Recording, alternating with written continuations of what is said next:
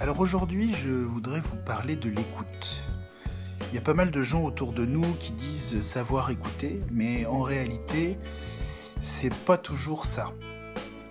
Alors il y a deux dimensions, deux principes qui font une bonne écoute. Le premier, c'est la disponibilité. Pour bien écouter, il faut savoir se rendre disponible. Et ça, c'est pas évident. Aujourd'hui, avec les nouvelles technologies, on a toujours tendance à avoir un œil qui traîne sur notre téléphone portable.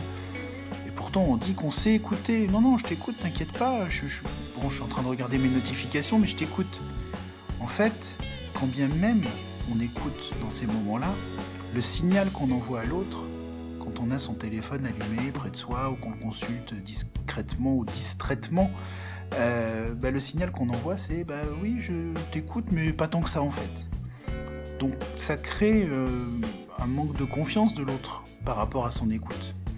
Je crois qu'une première chose, c'est d'envoyer aussi des signaux qui disent « je suis en train de t'écouter ». Puis la deuxième chose qui est très importante pour pouvoir bien écouter, c'est d'avoir quelque chose à écouter. Ça veut dire de laisser l'autre s'exprimer. Trop souvent, on croit qu'on sait écouter parce que on entend des choses, on détecte des choses, on lit le non-verbal, mais en fait, savoir écouter, c'est déjà laisser l'espace et la place à l'autre pour exprimer ce qu'il a à dire.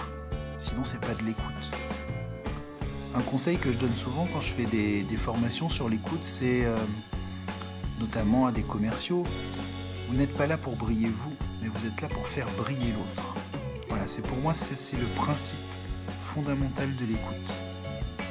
Alors si cette vidéo vous a plu, n'hésitez pas à vous abonner. Il y en a d'autres qui viennent bientôt. À très vite.